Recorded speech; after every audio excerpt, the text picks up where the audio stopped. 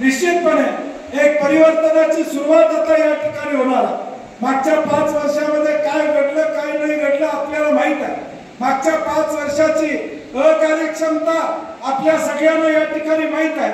थोडा पापाचा धनी मी सुद्धा आहे।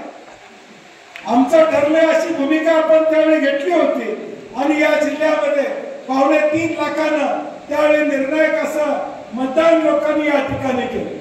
परंतु आता वेळ आलेली आहे छत्रपती शाहू महाराजांचा विचार पुढे घेऊन जाण्याची, छत्रपती शिवाजी महाराजांचा विचार पुढे घेऊन जाण्याची वेळ आता या ठिकाणी आलेली आहे। आणि म्हणून आपण काळजी करू नका। अप्पी पाटलांची माझी काही खासगी चर्चा झालेली आहे, त्याचा उल्लेख आता जाहीर सभेमध्ये करण्याची आवश्यकता असं मला वाटत नाही।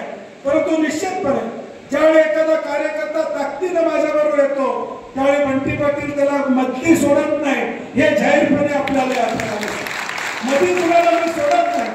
2014 मध्ये मालोजीराजे आम्ही सगळेजण काँग्रेसची पक्की लढाई या जिल्ह्यामध्ये या ठिकाणी काम करतो। 14 मध्ये सत्ता गेली, 15 मध्ये अनेक परिवर्तन या जिल्ह्यामध्ये या ठिकाणी झाले, परंतु आमच्या कुठेही अभेद आम्ही राहिलो। आमच्यातलं पण फुटून कुठं बाहेर या ठिकाणी गेलं नाही। ताकद आमची कायमपणे अबाधित ठेवण्याचं काम आम्ही केलं।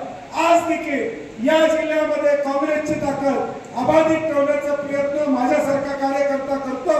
तो माझ्या एकट्याच्या ताकदीवर नाही तर अप्पी पाटील आणि तुमच्या सरकारच्या जोरावर करतो, हे जाहीरपणे आपल्याला सांगतो। आणि म्हणून आता वेळ आलेली आहे ती संघर्षाची वेळ आलेली आहे। आता आलेले वेळ ते रस्त्यावर येऊन संघर्ष करण्याची भूमिका येणाऱ्या भविष्य काळात आता आपल्याला घ्यावी लागणार आहे।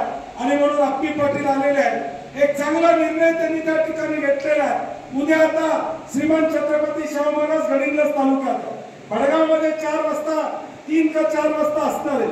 माझी किती वाजता 1 वाजता असणार।